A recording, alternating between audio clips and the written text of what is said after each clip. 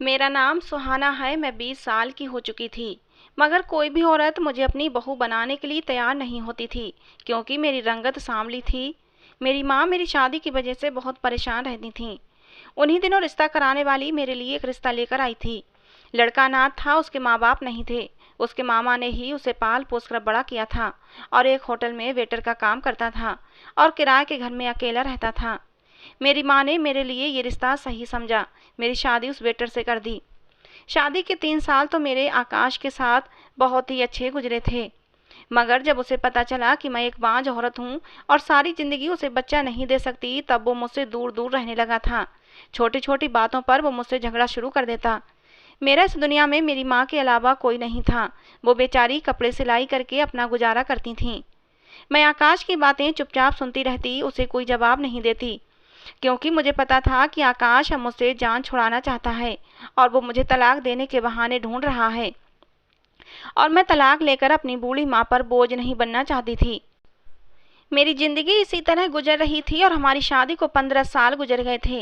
आकाश अब मुझसे कोई बात नहीं करते थे, घर भी बहुत कम आते थे। एक दिन जब वो घर आए तो उनके साथ एक औरत और 2 बच्चे थे, जो आकाश को पापा कहकर पुकार रहे थे। ये देखकर तो मेरा कलेजा ही फट गया था कि आकाश ने पता नहीं कब से दूसरी शादी कर रखी है और मुझे इस बात की खबर नहीं हुई थी।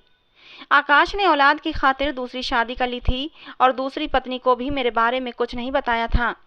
मगर जब आकाश की नौकरी चली गई और हालात खराब हो गए, तो फिर आकाश को अपनी दूसरी पत्नी को इस घर में लाना पड़ा। मेरी हैसियत तो पहले भी एक नौकरानी जैसी थी, मगर उस रात आकाश की दूसरी पत्नी ने हंगामा खड़ा कर दिया कि इस घर में वो रहेगी या फिर मैं तो चुपचाप अपने कमरे में बैठी आंसू बहा रही थी कि अचानक आकाश कमरे में आए और मुझे हाथ पकड़कर घर से बाहर निकाल दिया। कहने लगे कि कुछ ही दिनों में तलाक के पेपर तुम्हारे घर पहुंच जाएंगे। मैं बहुत रोई गिड़गिड़ाई, लेकिन आकाश ने मेरी एक न सुनी। मैं रोती हुई अपनी माँ के घर आ गई। मेरा कोई बच्चा नहीं था, सब्र करने के अलावा मेरे पास कोई दूसरा रास्ता नहीं था। मेरी माँ ने मुझे बहुत दिलासा दिया। अगले हफ्ते में ही आकाश ने तलाक के पेपर भेज दिए थे। अब मैं अपनी बूढ़ी माँ के साथ रहती हूँ। मेरी उम्र 35 साल हो चुकी थी। मेरी माँ मेरी दूसरी शादी कर देना चाहती थीं, क्योंकि अब वो बहुत बीमार रहती थीं। मगर मेरी सांवली रंगत और हमारी गरीबी रिश्ते के बीच हमेशा दीवार बन जाती थी। मैं भी अब अपनी माँ को छोड़कर अपना घर नहीं बसाना चाहती थी। मैं बांझ थी, मुझसे कौन शादी करता। मुझे तो शादी के नाम से ही नफरत हो गई थी। इसलिए मैंने नौकरी कर ली। नौकरी में धीरे धीरे मेरे अच्छे काम की वजह से तरक्की होती चली गई और अब तो हमारे घर के हालात भी बदल गए थे। कभी कभी मैं शीशे के सामने खड़ी होती तो अपने बालों में उतरती चांदी को देखकर मेरा दिल डूब जाता था। मैं बूढ़ी हो चुकी थी और धीरे धीरे मैं ये बात जान गई थी कि अब मेरी जिंदगी में कोई बहार नहीं उतरने वाली। मेरी दुनिया बस अब मेरी माँ के घर तक ही सीमित रह गई थी। मैं बस दफ्तर जाती और घर वापस लौट आती। मैंने अपनी जिंदगी से समझौता कर लिया था। हर लड़की की तरह मेरे जीवन में शायद जीवन साथी का साथ नहीं लिखा था। आकाश ने मुझे इतने दुख दिए थे कि अब मैंने अकेले जीना ही सीख लिया था। उसने तो मुझे हर जगह बदनाम भी कर दिया था। हर मर्द मुझे बुरी औरत समझने लगा था। मेरी माँ पिछले दिनों से बहुत ज़्यादा बीमार रहने लगी थीं। कहीं ना कहीं मेरे तलाक होने का गम उनसे चिपट गया था और उनकी सेहत दिन ब दिन गिरती जा रही थी। एक दिन मैं ऑफिस से वापस लौटी तो मेरी माँ बहुत ही बुरी हालत में थी। मैं फौरन ही माँ को रिक्शे में लेकर एक करीबी छोटे से अस्पताल में चली गई। डॉक्टर साहब तो वहाँ पर मौजूद नहीं थे। वहाँ पर काम करने वाला एक लड़का था। उसने मेरी माँ की खराब तबीयत को देखते हुए एक गोली उनके मुंह में रख दी और कहने लगा कि आप डॉक्टर के आने का इंतजार कर लें। मम्मी की तबीयत कुछ अच्छी हो गई थी। मेरी माँ का ब्लड प्रेशर हाई हो गया था और जीभ के नीचे गोली रखने से काफ़ी फर्क पड़ा था। जितनी देर में डॉक्टर साहब आए तब तक वो लड़का हमारे साथ ही खड़ा रहा था। उसका नाम कार्तिक था। वो मुझसे माँ की हिस्ट्री पूछ रहा था और एक पर्चे पर लिखता जा रहा था। डॉक्टर साहब आए तो वो खुद ही माँ को अंदर ले गया और चेकअप करवाया। मैं और माँ वापस लौटने लगे तो उसने मुझे अपना फ़ोन नंबर दिया और कहने लगा कि अगर कभी भी कोई मसला हो तो आप मुझे फ़ोन कर सकती हैं। वो 24-25 साल का बहुत ही खूबसूरत नौजवान था, लेकिन इससे भी कहीं ज़्यादा मुझे उसकी नैतिकता पसंद आई थी। वो लड़का और बाकी मरीजों के साथ भी बहुत ही अच्छे से पेश आ रहा था। मेरे लिए अब नौकरी पर जाना मुश्किल हो रहा था, क्योंकि मुझे नौकरी पर भी हर समय अपनी माँ की चिंता सताती रहती थी। 2 दिन के बाद माँ ने मुझे फ़ोन करके बताया कि उनकी तबीयत बहुत ज़्यादा ख़राब हो रही है। मैं ऑफिस से छुट्टी लेना चाहती थी लेकिन मुझे छुट्टी नहीं मिली। मैंने कार्तिक को मजबूरी में फ़ोन मिलाया और उसे अपनी समस्या बताई तो वो फ़ौरन ही मेरे घर जाने के लिए तैयार हो गया।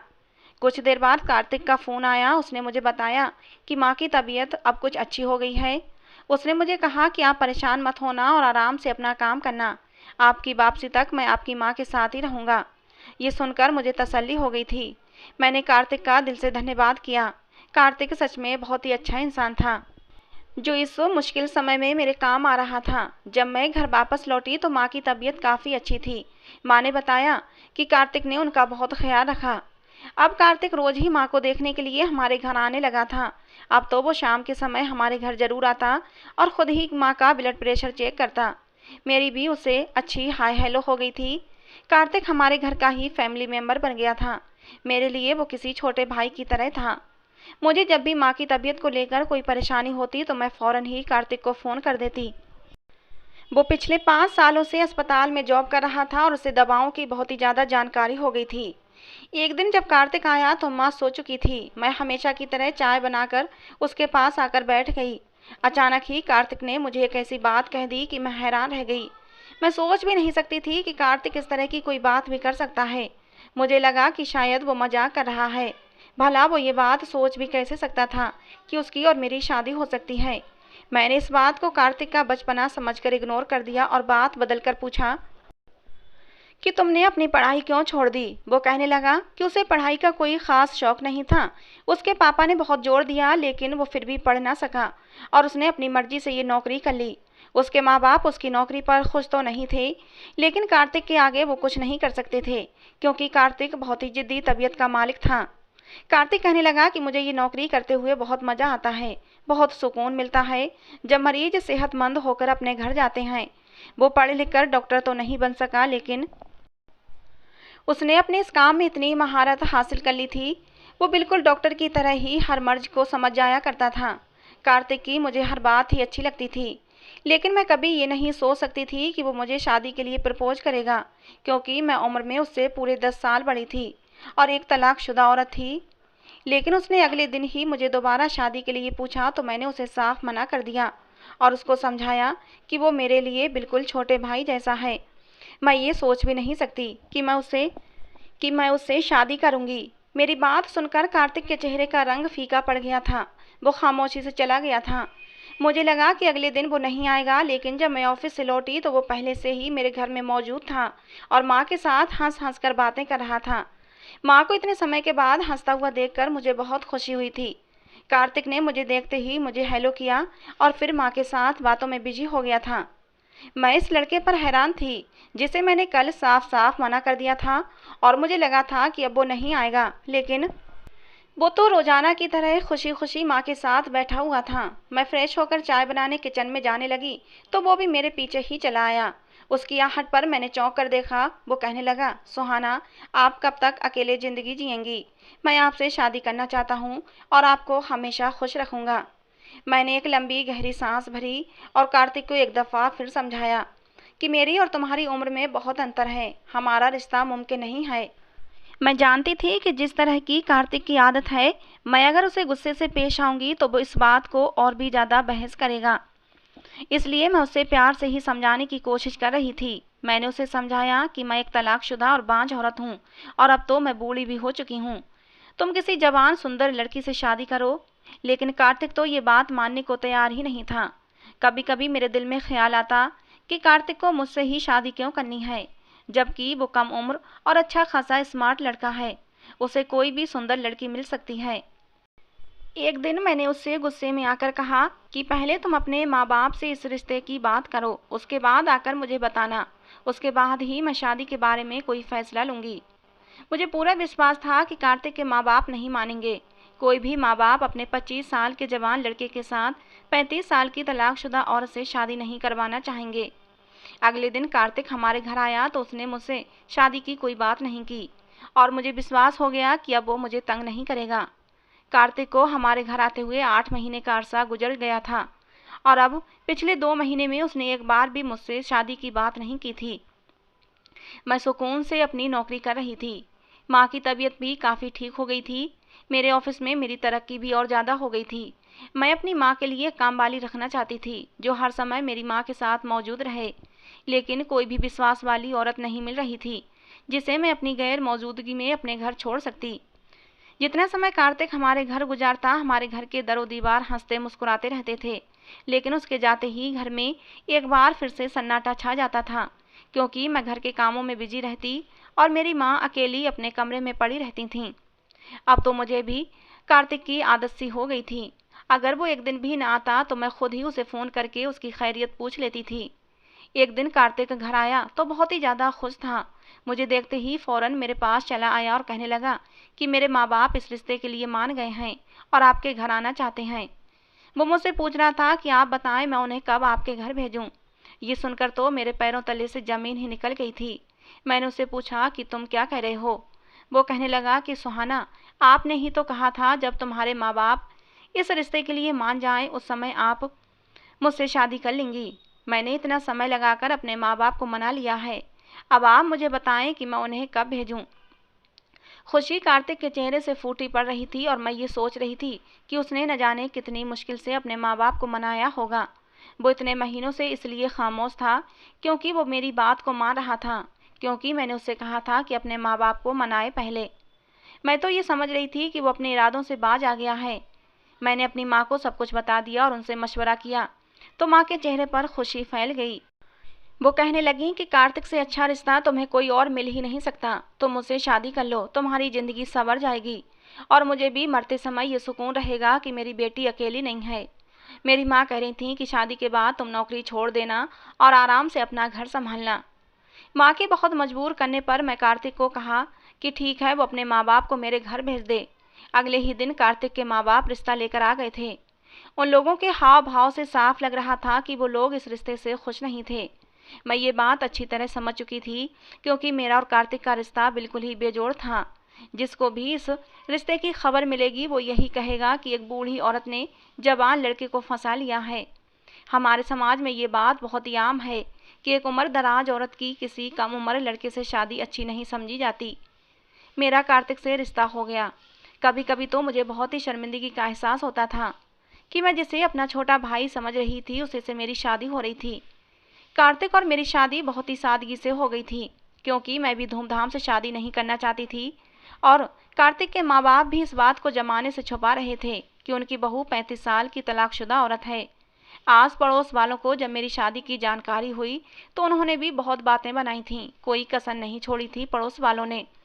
पड़ोस की एक औरत ने तो यहाँ तक कह दिया था कि माँ की बीमारी के बहाने लड़के को बुलाकर उसे खूब अपने जाल में फंसाया है। उनकी इन बातों पर मेरी आंखों में आंसू भर आए थे। विदाई के समय मैं अपनी माँ के गले लगकर खूब रोई थी। माँ ने मुझे अपने आशीर्वाद के साय में विदा कर दिया और मैं अपनी ससुराल पहुँच गई। ससुराल में कदम रखते ही मेरा दिल अजीब से अंदाज में धड़क रहा था। मेरी सास का स्वभाव मेरे साथ बहुत ही रूखा था। मैंने दिल ही दिल में सोच लिया था कि मैं अपनी सेवा से अपने सास ससुर का दिल जीत लूँगी और कार्तिक को भी कभी इस रिश्ते पर शर्मिंदगी नहीं होने दूँगी। मेरी सास ने मुझे कार्तिक के कमरे में पहुँचा दिया था। कुछ ही देर गुजरी थी जब कार्तिक कमरे में चला आया और मेरे दिल की धड़कनें तेज हो गईं। कार्तिक मेरे पास बैठकर खामोशी से मेरे चेहरे को देखता रहा। वो कह रहा था कि आज उसकी ज़िंदगी की सबसे बड़ी इच्छा पूरी हो गई है। मैंने नज़र उठाकर उसके चेहरे की तरफ देखा तो उसकी आंखों में मेरे लिए बहुत ही मोहब्बत थी। वो कह रहा था कि सुहाना, मैंने अपने माँ बाप को इस रिश्ते के लिए बहुत ही मुश्किल से मनाया है। मैं हर सूरत आपसे ही शादी करना चाहता था और उसके पीछे मोहब्बत के अलावा एक और वजह भी छिपी हुई थी। और जब कार्तिक ने मुझे वो कारण बताया तो मेरे आंसू रुकने का नाम नहीं ले रहे थे। कार्तिक ने मुझसे कहा कि सुहाना, मेरी हमेशा से ही इच्छा थी कि मैं अपनी से बड़ी उम्र की औरत से शादी करूं। फिर मुझे हॉस्पिटल में आप मिली और मैं आपके रखरखाव से बहुत ही इम्प्रेस हुआ था। जब मेरा आपके घर आना जाना शुरू हुआ तो मैं आपको धीरे धीरे और भी ज़्यादा जानने लगा और मुझे एहसास हुआ कि आप बहुत ही खूबसूरत दिल की मालिक हैं। मुझे खुद ब खुद ही आपसे मोहब्बत हो गई। मेरी ये इच्छा जो हमेशा प्रार्थना बनकर मेरे होंठों पर आती थी, शायद भगवान ने स्वीकार कर ली थी, जो आप बहार बनकर मेरी ज़िंदगी में चली आईं। जब आपने कहा था कि पहले अपने माता पिता को इस रिश्ते के लिए राज़ी करो, तब मैं कुछ परेशान हो गया था। मैंने डरते डरते घर में जब रिश्ते की बात की तो पहले तो मेरे माँ बाप बहुत गुस्से में आए। मेरी नौकरी भी इतनी अच्छी नहीं थी कि मैं अपने माँ बाप के खिलाफ जाकर शादी करके तुम्हारा खर्चा उठा सकता। यही बात मेरे माँ बाप ने भी मेरे सामने रखी थी कि जब तुम्हारी बीवी आ जाएगी तो उसका खर्चा कौन उठाएगा। मेरे माँ बाप ने कहा कि पहले इस काबिल बन जाओ कि हम तुम्हारी शादी के बारे में सोचें, फिर अपनी पसंद बताना। मैंने अपने बाप की शर्त को पूरा करने के लिए अपनी ज़िंदगी भर की जमा पूंजी से एक छोटा सा मेडिकल स्टोर खोल लिया और 1-2 महीने में ही मेरा मेडिकल स्टोर चल पड़ा और मेरी कमाई भी अच्छी हो गई। मैं दोबारा से जब आपके रिश्ते की बात करने लगा तो मेरे माँ बाप मान गए और इस तरह मेरी और तुम्हारी शादी हो गई। मैं बहुत खुश हूँ। मेरे दिल पर पड़ा हुआ एक भारी बोझ उतर गया है। आज ऐसा लगता है जैसे भगवान ने मुझे तुमसे मिलाकर मुझे माफ़ कर दिया है। मैं हैरत से कार्तिक का मुंह देख रही थी और फिर कार्तिक ने मुझसे शादी करने की असल वजह बताई, जिसे सुनकर मैं दंग रह गई थी। कार्तिक ने मुझे बताया कि उस समय मैं 20 साल का था। मेरा बड़ा भाई था जिसकी शादी हो चुकी थी। मेरी भाभी सांवले रंग की थीं, लेकिन बहुत ही अच्छी आदत की थीं। भैया भाभी अपनी ज़िंदगी में बहुत खुश थे। भाभी उम्मीद से हुई थीं और पूरा घर खुशी से आने वाले मेहमान की तैयारी में लगा हुआ था।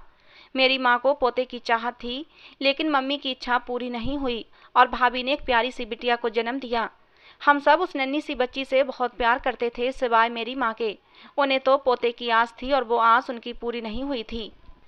अभी सिमर सिर्फ 1 साल की हो पाई थी कि भैया का एक एक्सीडेंट हो गया और वो उस एक्सीडेंट में चल बसे। भाभी बुरी तरह टूट गई थीं। इस घर में मेरे अलावा कोई ऐसा नहीं था जो भाभी को सहारा देता।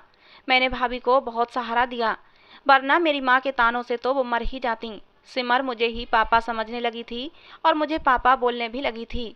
मैं सिमर को चाहता भी बहुत था, लेकिन एक दिन मेरी माँ ने बहुत ही कठोर फैसला लिया। उन्होंने भाभी से सख्त शब्दों में कह दिया कि वो इस घर को छोड़कर चली जाएं। लेकिन भाभी इस घर को छोड़कर नहीं जाना चाहती थीं। भाभी का इस दुनिया में हमारे सिवा कोई नहीं था। उनके चाचा चाची थे, माँ बाप पहले ही इस दुनिया से जा चुके थे। चाचा चाची ने ही भाभी की शादी की थी। भाभी इस घर को छोड़कर नहीं जाना चाहती थीं और एक रात मजबूर होकर भाभी मेरे पास आईं, कहने लगीं कि तुम मुझसे शादी कर लो, इस तरह मैं हमेशा इस घर में रह जाऊंगी। मेरी बेटी सिमर को भी बाप का प्यार मिल जाएगा। लेकिन भाभी के मुंह से ये बात सुनकर मैं दंग रह गया था। मैं इंसानियत के नाते भाभी का सहारा बना हुआ था, लेकिन भाभी के लिए मेरे दिल में ऐसे कोई एहसास नहीं थे। और फिर मैं एक खूबसूरत जवान लड़का था। मेरी बहुत उम्मीदें थीं अपने जीवन साथी को लेकर।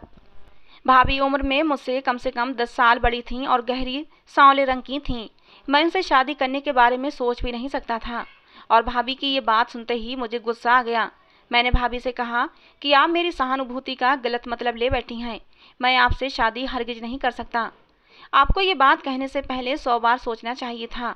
कहाँ आप और कहाँ मैं।